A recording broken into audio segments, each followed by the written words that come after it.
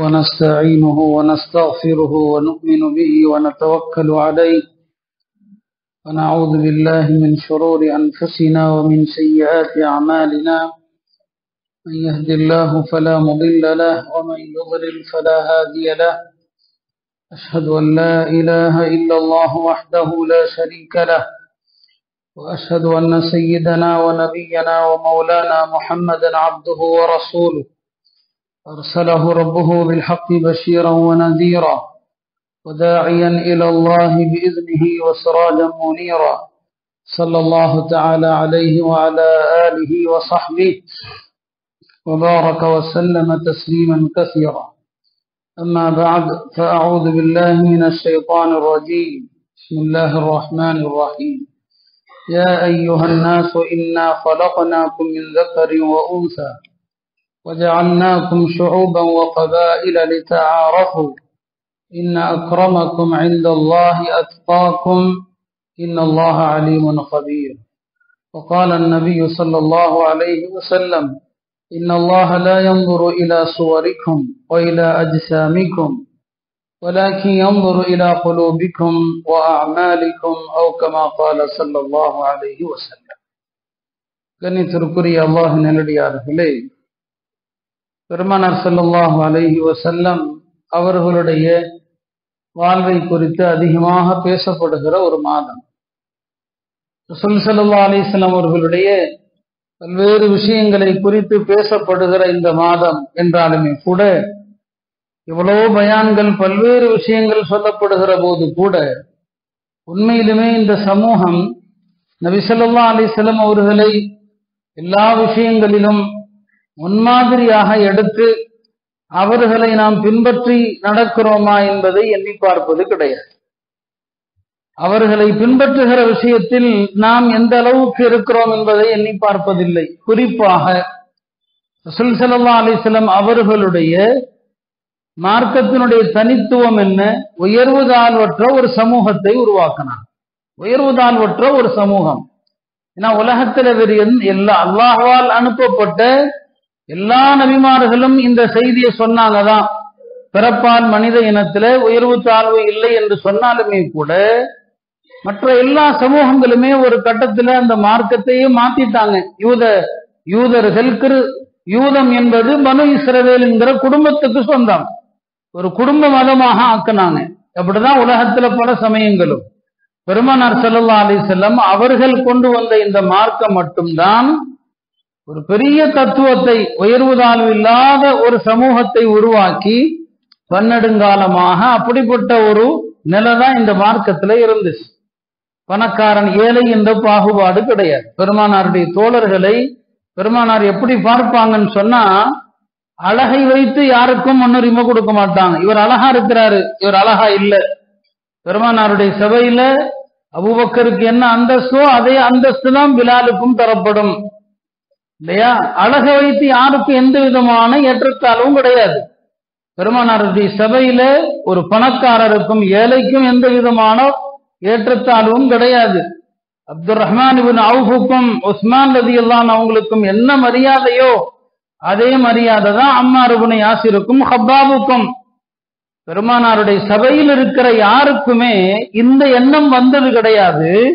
இந்த சபையில் என்னை விட இவர் அதிகமாக மதிக்கப்படுகிறார் அப்படின்னு யாரும் நினைச்சிட முடியாது. இந்த சபையில இவருக்கு கொஞ்சம் கூடுதல் மரியாதை கொடுக்கறாங்க, என்னை விட இவரை கொஞ்சம் அதிகமா மதிக்கிறாங்க என்று பெருமானாருடைய சபையில யாருமே எண்ண முடியாது. இன்றைக்கு அப்படி ஒரு நிலை இருக்குதான்னு யோசிச்சு பாருங்க. இன்றைய அமைப்புகளாகட்டும், பணக்காரர்கள் ஒரு முன்னிலை எல்லாத்திலுமே அங்கதானே தவிர, எல்லா அமைப்புகளும் சேவைகள் செய்வதாக சொல்லட்டும், அதை சொல்லட்டும், எல்லாம் ஒரு பொறுப்புன்னு வந்தா யாரை வைக்கிறோம்? பணத்தை தான் வைக்கிறோம். பணம் அதுதான் இங்க அளவுகோல். ரசூல் ஸல்லல்லாஹு அலைஹி வஸல்லம் வழியில நாம இல்ல, இவ்வளவோ தூரத்துல இருக்கிறோம். நபி ஸல்லல்லாஹு அலைஹி வஸல்லம் அவர்கள் யாருக்கும் அழகை வைத்து, தோற்றத்தை வைத்து, அவருடைய சமூக அந்தஸ்தை வைத்து எந்த எடையும் போட மாட்டாங்க. மக்கள் பார்வையில மதிப்பே இல்லாத நபரை பார்த்து சொல்வாங்க, இவர் அல்லாஹ்ட்ட மதிப்பிற்குரியவர், இல்லையா? ஒரு மனிதர் போறாரு, இவர் யாருன்னு கேட்பாங்க, இவர் ஒரு சாதாரண ஆளு, இவர் வந்தா யாரும் கதவை திறக்க மாட்டாங்க, பெண் கேட்டா யாரும் கொடுக்க மாட்டாங்க, இல்லையா? சொல்லுவாங்க, நபி ஸல்லல்லாஹு சொல்லுவாங்க அல்லாஹ்வை இவர் உயர்ந்தவர் என்று. ஆக ரசூல் ஸல்லல்லாஹு அலைஹி வஸல்லம் அவர்கள் மனிதர்களை தோற்றங்களை வைத்து சமூக அந்தஸ்தை வைத்து அவங்க எடை போட்டதில்லை.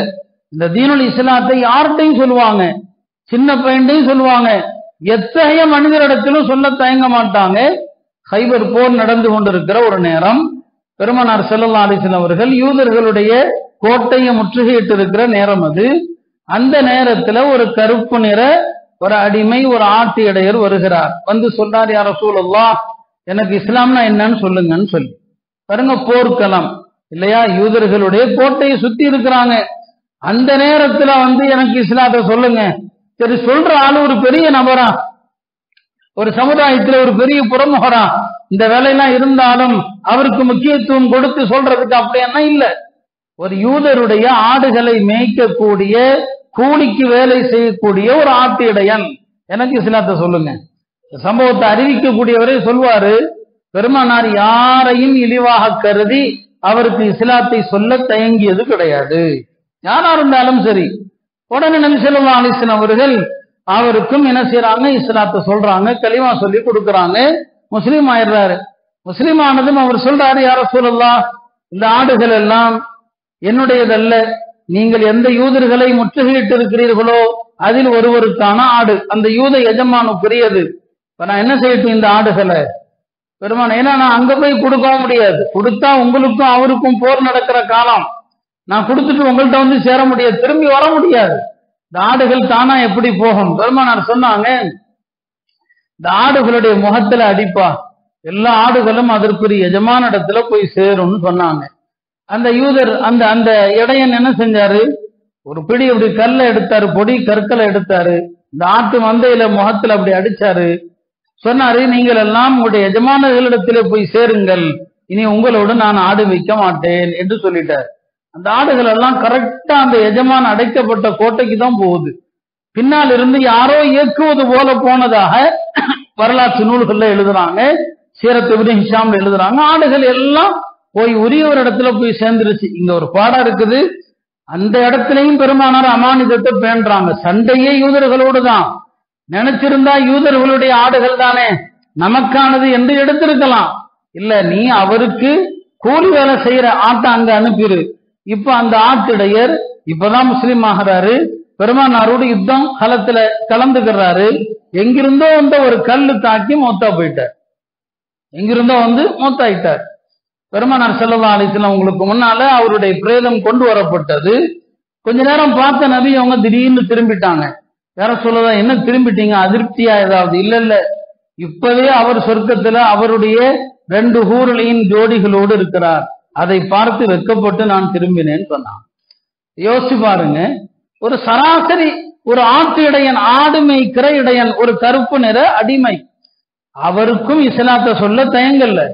அவர் எந்த தொழுகையும் தொழவே இல்லை, எந்த அமலும் செய்யல. கலிமா சொன்னவர் கொஞ்ச நேரத்துல மூத்தானாரு. அல்லாஹ்ட்ட மதிப்பு என்பது நீ என்ன தூய எண்ணத்தோடு ஏகத்துவத்தை ஏற்றுக்கொண்டாய் என்பதுதான் அல்லாஹ்ட்ட மதிப்பு. நீங்க இஹ்லாஸோடு ஒரு சிறிய அமலை செய்யுங்க, சின்ன அமலா இருக்கட்டும், இஹ்லாஸோடு செஞ்சா அந்த அமலுக்கு தான் மதிப்பு.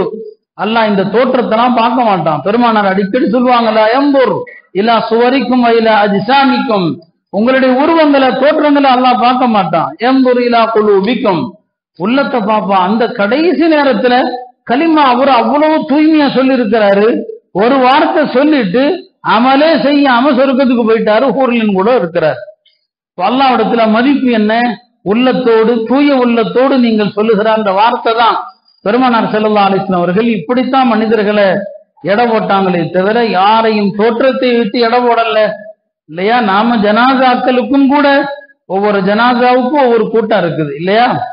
யாருக்கு வாய்ப்பு இருக்குதோ எல்லா ஜனாசாவிலையும் கலந்துக்கணும். அவங்க யாராக இருக்கட்டும், தெரிந்தவர்களோ தெரியாதவர்களோ, பணக்காரர்களோ ஏழைகளோ, இல்லையா? அந்த எண்ணம் இருக்கக்கூடாது இவருடைய ஜனாசாவுக்கு போகணும் போகக்கூடாது என்று.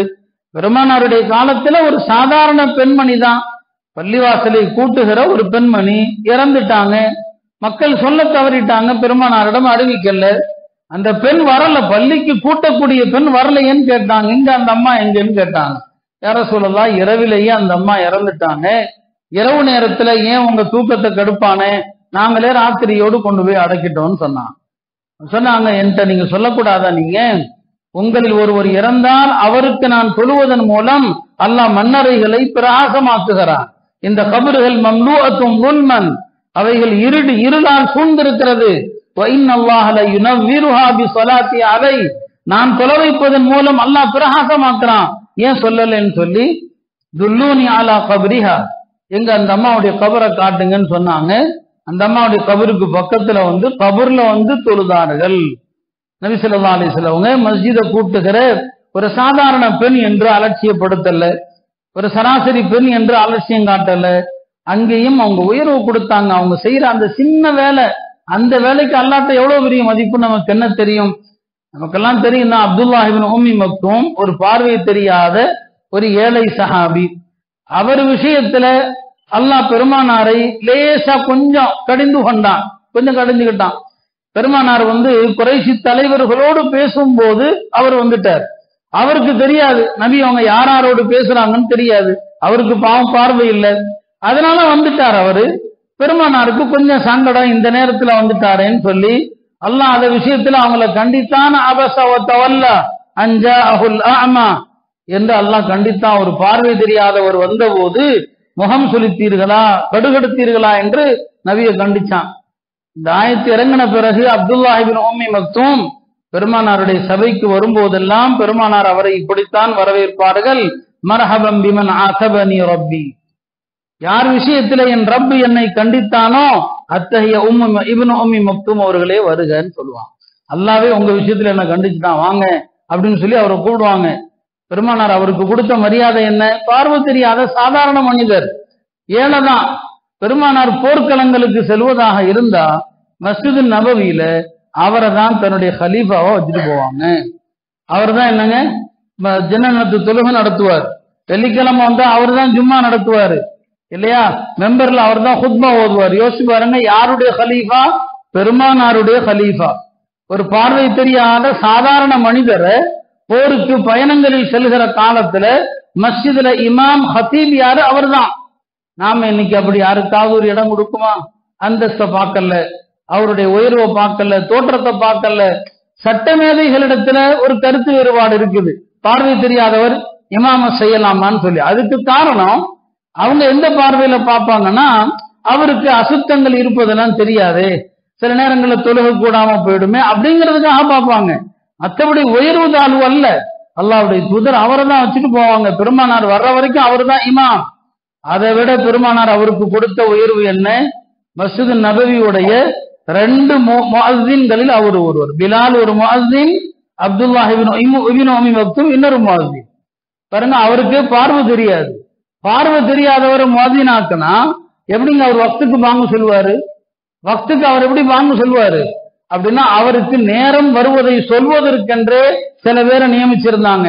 அவங்க சொல்லுவாங்க, காலையில ஃபஜ்ர் நேரம் வந்து விட்டது அப்படின்னா பாங்கு சொல்லுவார்.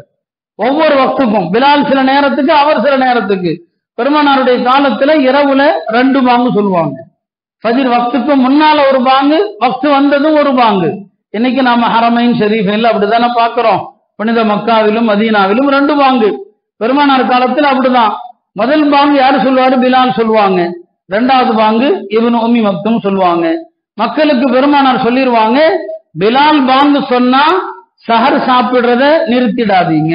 அவர் இரவுல பாங்கு சொல்றாரு, அந்த பாங்க கேட்டு சஹர நிறுத்தாதீங்க. இப்னு உம்மி மக்தூம் ஃபஜ்ர் வக்து வந்ததும் சொல்வாரு, அவர் பாங்கு சொன்னா நிறுத்திடுங்க சாப்பாட்ட அப்படின்னு சொன்னாங்க பெருமானார். ஆனா முதல்ல எப்படி வச்சிருந்தாங்கன்னா, இரவுல பாங்கு சொல்வது பார்வை தெரியாத அப்துல்லாஹ் இப்னு உம்மி மக்தூம், அவர் தான் இரவுல சொல்லுவார். பிலால் தான் ஃபஜ்ர் பாங்கு சொல்லுவாங்க. அப்படிதான் முதல்ல இருந்துச்சு. ஒரு நாள் பிலாலுக்கே தப்பு ஏற்பட்டு போச்சு. அவர் சுபு சாதிக்கு முன்னால பாங்க சொல்லிட்டார். இப்பயும் சில பள்ளிகளை அப்படிதான் சொல்லிட்டு இருக்கிறாங்க. நான் பெருமைக்கு சொல்லி டெய்லி கவனிக்கிறேன். ஒரு பள்ளியில வக்து வர்றதுக்கு முன்னால 4:40 42க்கெல்லாம் தொடர்ந்து ஒரு மோதினார் பாங்க சொல்றாரு. அது யாருன்னு எனக்கு தெரியல, எந்த பள்ளியிலும் தெரியல. அது எப்படிங்க வக்துக்கு முன்னால பாங்க சொல்லி அந்த பாங்க கேட்டு தஹஜ்ஜுல ஒரு பெண்கள் யாராவது ஃபஜ்ர் தொழுதுட்டா என்ன ஆகும்? இது நான் விளையாட்டா இது? அப்படி ஒருத்தர் சொல்றாரு. இப்ப பெருமானார் காலத்துல முதல்ல யார் ஃபஜ்ருக்கு பாங்க சொல்வார்னா பிலால் தான். பிலால் ரலியல்லாஹு அவர்கள் ஒரு நாள் ஃபஜ்ருக்கு முன்னால வக்துக்கு முன்னால வாங்க சொல்லிட்டாங்க. அப்ப நபி அவங்க கூப்பிட்டியப்பா வக்தே வரல, அதுக்குள்ள என்ன வாங்க சொல்லிட்டு அவருக்கு தண்டனை. மறுபடியும் மக்களிடம் அறிவிப்பு செய், இன்னல் அப்த கத்னாம், மக்களே இந்த பிலால் தூக்க கலக்கத்துல தப்பா வாங்க சொல்லிட்டேன், இன்னும் வக்து வரல அப்படின்னு அறிவிப்பு செய். தப்பா வாங்க சொன்னா அதுக்கு தண்டனை அதாங்க. பெருமானார் சொல்றாங்க சொல்லு அப்படின்னு சொல்லி. அதுக்கப்புறம் தான் பிலால் சொன்னாரு, என் பார்வை இப்ப சரியில்லை, முன்ன மாதிரி இல்ல, அதனால நான் ஃபஜ்ருக்கு இனிமே வாங்க சொல்லலை, முறைய மாத்துங்கன்னாங்க. உடனே தான் அவரை நீ ராத்திரி வாங்க சொல்லு, இப்னு உம்மி மக்தூம் ஃபஜ்ருக்கு வாங்க சொல்லட்டுன்னு மாத்தினாங்க. சொல்ல வந்தது, பெருமானார் மஸ்ஜிது நபவியில மோதினாக நியமித்த 2 பேருமே யாருங்க? சாதாரண மனிதர்கள். பிலாலும் சரி இல்லையா, சாதாரண ஒரு கருப்பு நிற அடிமை தானே அவரு. அல்லாஹ் இந்த தீனை கொண்டு அவருக்கு எவ்வளவு பெரிய அந்தஸ்தை கொடுத்தான். இந்த கனவை பாங்கல கண்ட தோழர் வேற, அப்துல்லாஹ் இப்னு ஸைத். அவர் தான் இந்த கனவுடைய வார்த்தைகள் அவருக்கு கனவுல காட்டப்பட்டது. பெருமானார் அவரை முஅzzீனாக போடல, பிலால் ரலியல்லாஹு அவங்கள தான் நியமிச்சாங்க. இந்த பிலால் தான் மக்கால ஏகத்துவ அழைப்புக்காக துன்புறுத்தப்பட்டார், அதனால அவரையே போடுவோன்னு சொல்லி இந்த பிலாலுக்கு அந்த கண்ணியத்தை கொடுத்தாங்க. இப்னு உம்மி மக்தூம் அவரை முஅzzீனாக்கி அழகு பார்த்தாங்க. மக்கா வெற்றியின் போது பெருமானார் பகல்ல எல்லா வேலைகளையும் முடிச்சுட்டாங்க. ظهர் நேரம் வந்துருச்சு. ظهர் நேரம் வந்ததும் மக்கால முதலாக சத்தமா பாங்கு சொல்லக்கூடிய நேரம். ஏன்னா பெருமானார் மக்கால இருந்த வரைக்கும் ஜமாத்து தொழுகை, பாங்கு, இகாமத்து எதுவுமே நடைமுறைக்கு வரல. அதெல்லாம் மதீனா வந்த பிறகுதான் வந்துச்சு. இப்ப 8ஆம் ஆண்டு மக்கா வெற்றி கொள்ளப்பட்டு ظهர் வக்து வருது, பாங்கு சொல்லணும். யார கூப்பிடுறாங்க? அவ்வளவு பெரிய மஜ்லிஸ்லயும் பிலால தான் அழைக்கிறாங்க. எங்க பாங்கு சொல்றது? ஏறு காபாவுக்கு மேல, காபாவுக்கு மேல ஏறு பாங்கு சொல்லு. இதெல்லாம் அப்ப அது வரைக்கும் முஸ்லீம் ஆகாம இருக்கிறாங்க நிறைய பேர் மக்கால. அதுக்கப்புறம் முஸ்லீம் ஆயிடுவாங்க எல்லாரும். அந்த முஸ்லீம் ஆகாத காபிர்கள் எல்லாம் பல பேர் இந்த காட்சியை பார்க்க கூடாதுன்னு மக்கா விட்டு பக்கத்து ஊருக்கு ஓடி போயிடுறாங்க. சில பேர் மலைகள்ல ஏறி உட்கார்ந்துக்கிறாங்க. பிலால் பாங்க சொல்றாங்க.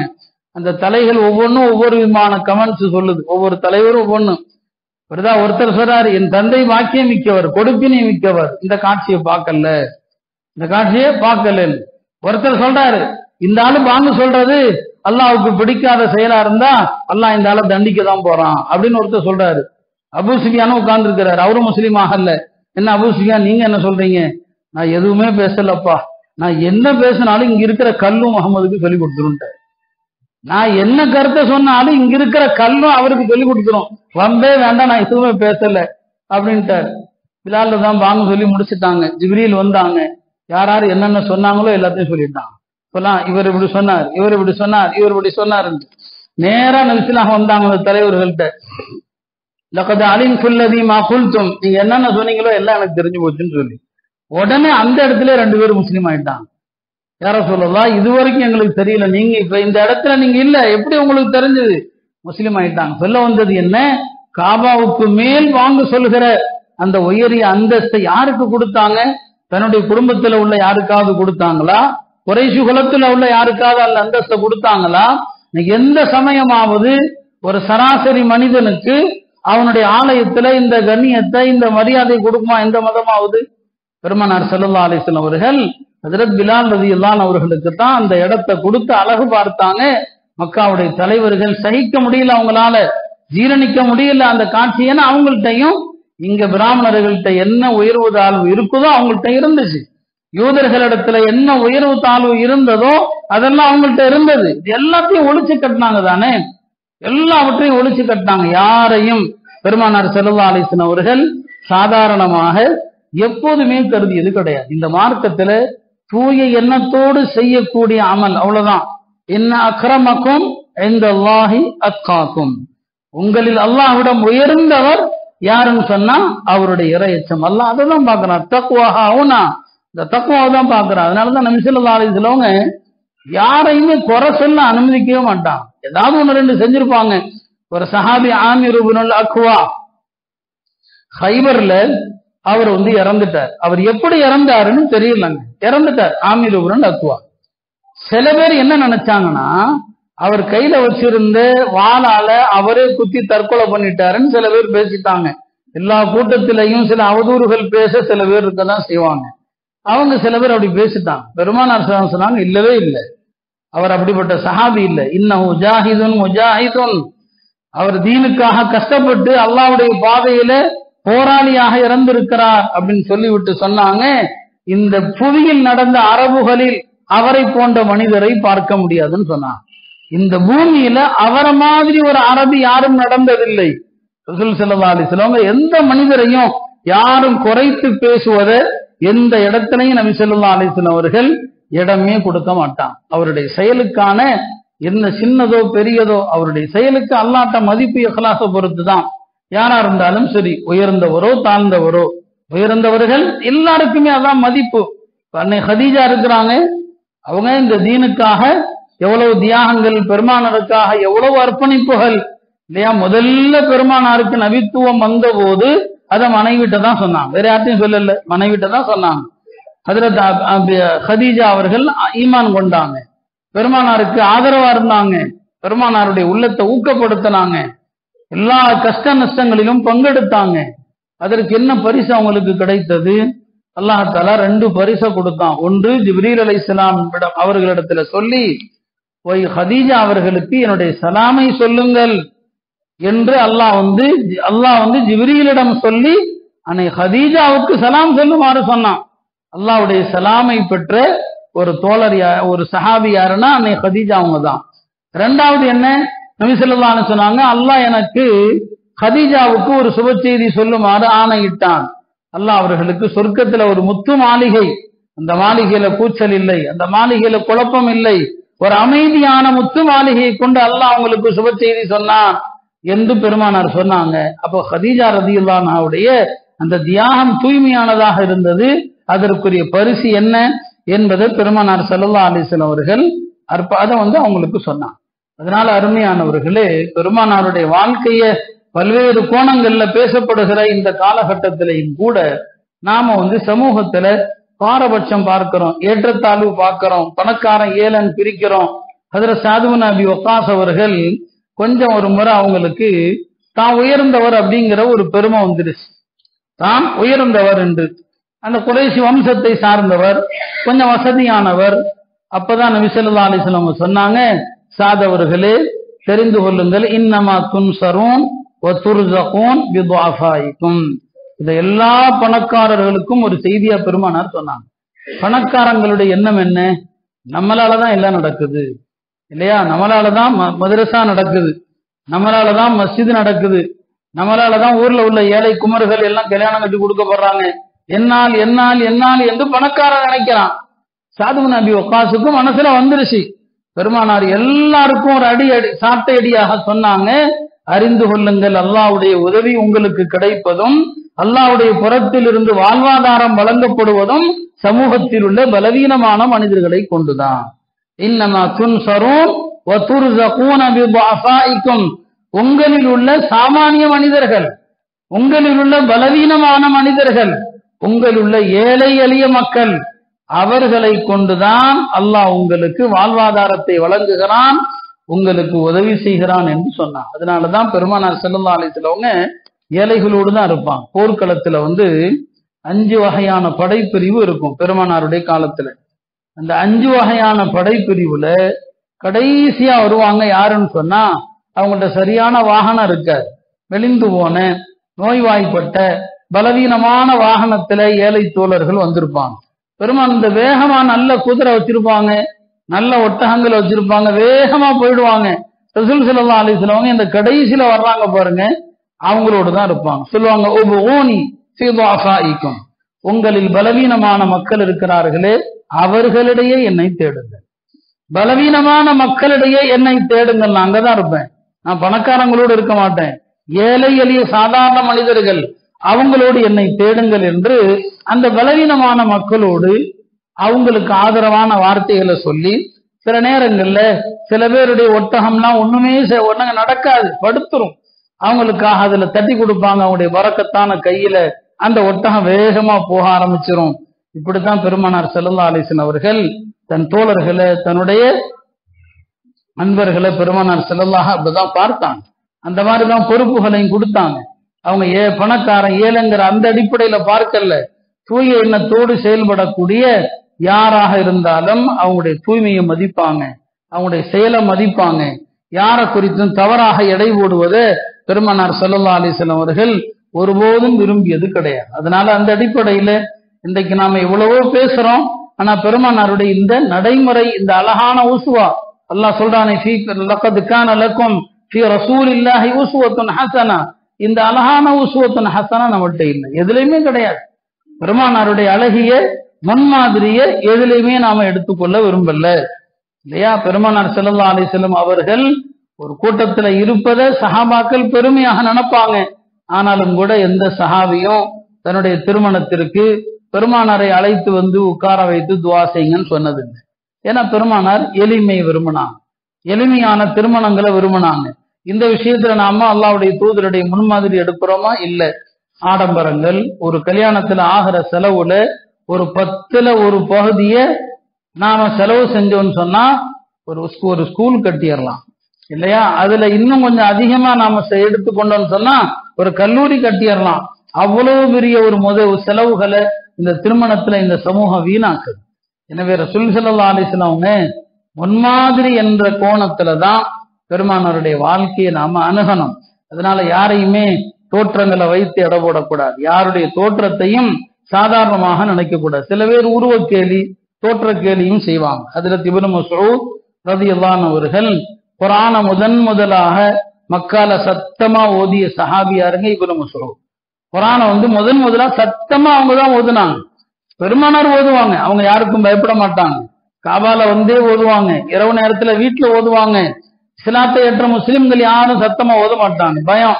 ஏன்னா அன்னைக்கு அப்படிதான் சூழ்நிலை இருந்துச்சு. நபி ஸல்லல்லாஹு அலைஹி வஸல்லம் அவங்களும் யாரையும் அப்படி ஓத சொல்லல. முதலாக குர்ஆனை சத்தமா ஓதிய சஹாபி இப்னு மஸ்ஊத் தான். அவர் நான் ஓதுறேன்னாரு, எல்லாரும் தடுத்தாங்க, வேண்டாம், நீங்க மக்கால சாதாரண குடும்பத்தால், உங்களை அடிச்சிருவாங்க, அடிச்சாலும் பரவாயில்ல, நான் சத்தமா ஓதுவேன்னு ஓதுனார். அந்த இப்னு மஸ்ஊத் அவர்கள் தான் பெருமானாருக்கு மிஸ்வாக் மரத்தை ஏறி மிஸ்வாக் குச்சி எடுத்து கொடுப்பாங்க. பெருமானாருக்கு மிஸ்வாக் குச்சி எடுக்கிறது, பெருமானாருடைய செருப்பை வச்சுக்கிறது. நபி ஸல்லல்லாஹு அலைஹி வஸல்லம் அவங்க எங்கு போனாலும் இப்னு மஸ்ஊத் தான் கூட மிஸ்வாக்கை வச்சுக்குவாங்க, செருப்பை வச்சுக்குவாங்க. பெருமானார் பள்ளிவாசல நிக்கிறாங்கன்னு சொன்னா அந்த செருப்பை கழட்டுறது அவரு தான். இந்த செருப்பை கழட்டி தன்னுடைய அக்குள்ள வச்சுக்குவாரு. அந்த அளவுக்கு நபியினுடைய காதிம் அவரு. அவங்க ஒரு நாள் நபி அவங்களுக்கு மிஸ்வாக்கி பறிக்கிறதுக்கு மரத்துல ஏறுறாரு. அவங்க குள்ளமாக இருந்தாங்க. அவங்களுடைய கணுக்கால்களை பார்த்தா சூம்பி போன கால் மாதிரி இருந்தது. அந்த காலை பார்த்து சில பேர் சிரிச்சாங்க, அது வேடிக்கையாக இருந்தது அவங்களுக்கு. அவருடைய அந்த தோற்றத்தை பார்த்து சில பேர் நையாண்டியாக நாய்ப்போடு சிரித்தாங்க. பெருமானார் சொன்னாங்க, இந்த 2 கணுக்கால்களும் அல்லாஹ்விடத்துல உஹது மலையை விட கனமானதுன்னு சொன்னாங்க. இப்ப இப்படித்தான் ரசூல் ஸல்லல்லாஹு அலைஹி வஸல்லம் அவர்கள் தோற்றங்களுக்கெல்லாம் ஒரு அந்தஸ்து கொடுத்ததில்லை, யாருடைய செல்வாக்கு பதவிக்கு ஒரு அந்தஸ்து கொடுத்ததில்லை. சமூகத்துல உள்ள தாழ்த்தப்பட்ட ஏழை எளிய மக்கள், அந்தஸ்தில்லாத மக்கள், அவங்களோடு தான் பெருமானார் தன்னை இணைத்தாங்க. ஒரு மாப்பிள்ளை பெண்ணு விஷயம் வருதுன்னு சொன்னா பெருமானார் ஸல்லல்லாஹு அலைஹி வஸல்லம் அவங்க உயர் குலம் தாழ்ந்த குலம் பார்த்ததில்லை. பிலாலுடைய மனைவி யாரு தெரியுமா? ஹஜ்ரத் பிலால் ரலியல்லாஹு அன்ஹு அவர்கள் ஒரு கருப்பு நிற அடிமை. அழகு இல்லதான், மார்க்கத்துல இந்த புற அழகு கிடையாது, அகத்தின் அழகுதான் அழகு, குணத்தினுடைய அழகுதான், நம்பிக்கை என்ற அழகுதான், அமல்கள் என்பதுதான் அழகு. இந்த தோற்றம் ஒரு அழகு இல்லை. அவங்கள யார் அவங்களுடைய மனைவி யாரு? அப்துர் ரஹ்மான் இப்னு அவுஃப் அவருடைய சகோதரிய தான் நிக்கா செஞ்சிருந்தாங்க ஹஜ்ரத் பிலால் அவர்கள். யோசிச்சு பாருங்க, அப்துர் ரஹ்மான் இப்னு அவுஃப் எவ்வளவு பெரிய பாரம்பரியத்தை சார்ந்தவர், குறைஷி குலத்துல உயர்ந்த குலத்தை சார்ந்தவர், அழகான குடும்பம் அது. அவங்களுடைய சகோதரி யாரு கொடுக்குறாங்க? ஹஜ்ரத் பிலால் அவர்களுக்கு கொடுக்குறாங்க. இன்னைக்கு நம்மவர்கள் யாராவது அப்படி செய்வோமா? குலப்பெருமையை பார்க்கிறோம், உயர்குலம் தாழ்ந்த குலம் என்ற அறியாமை கால ஜாஹிலியாவுடைய பேச்சை நாம பேசிட்டு இருக்கிறோம். ஹஜ்ரத் பிலால் அவங்க அப்துர் ரஹ்மான் இப்னு அவுஃபுடைய சகோதரியை கல்யாணம் கட்டுறாங்க. ஸைனப் பின்த் ஜஹஷ் அவங்க என்னங்க ஹாஷிமி, பெருமானாருடைய குடும்பத்தை சார்ந்தவங்க. அவங்கள முதல்ல யார் கல்யாணம் பண்ணாங்க? பெருமானாருடைய வளர்ப்பு மகனாக கருதப்பட்ட ஸைத் இப்னு ஹாரிஸா. ஸைத் இப்னு ஹாரிஸா தான் முதல்ல அவர் அடிமை. அவர் பெருமானாரால் விடுதலை செய்யப்பட்ட அடிமை. குறைஷி குலத்துல உயர்ந்த குலம் பனு ஹாஷிம், அந்த குலத்து பெண்ணை கல்யாணம் பண்றார். அப்ப இப்படிதான் சஹாபாக்கள்ல சாதாரண மனிதர் குலத்தின் அடிப்படையில பாரம்பரிய அடிப்படையில உயர்ந்தவர் தாழ்ந்தவர் என்று அவர்கள் பார்க்கல. சராசரி மனிதர்களா இருந்தாலும் அவங்களுடைய அமலை பார்த்தாங்க, அவங்களுடைய ஈமானை பார்த்தாங்க, வெளி அழகா யாருமே பார்க்கல. இந்த சமூகத்திலையும் அந்த நிலைப்பாடு வரணும். பெருமானார் உருவாக்கிய அந்த பார்வை எப்ப வருதோ நாம உண்மையிலுமே பெருமானார் ஸல்லல்லாஹு அலைஹி வஸல்லம் அவர்கள் மீது அன்பு கொண்டவர்கள் என்பதற்கான பொருள். எல்லாம் வல்ல அல்லாஹ் ரசூல் ஸல்லல்லாஹு அலைஹி வஸல்லம் வாழ்க்கையை முழுமையாக விளங்கி அவர்கள் எத்தகைய ஒரு ஏற்றத்தாழ்வற்ற சமுதாயத்தை உருவாக்கினார்களோ அது போன்ற ஒரு சமுதாயமாக யாருடைய தோற்றங்கள், அவங்களுடைய செல்வம் இதையெல்லாம் பார்க்காம அவர்கிட்ட உள்ள தூய்மை என்ன, மன தூய்மை என்ன, அவருடைய அமல்கள் என்ன, அவருடைய தீன் என்ன, அவருடைய நல்ல குணம் என்ன, இந்த விஷயங்களை பார்த்து நம்முடைய வாழ்க்கையில மாற்றங்கள் ஏற்படுத்த தௌஃபீக் செய்வானாக. வாஹிரு தஅவானா அல்ஹம்துலில்லாஹி ரப்பில் ஆலமீன்.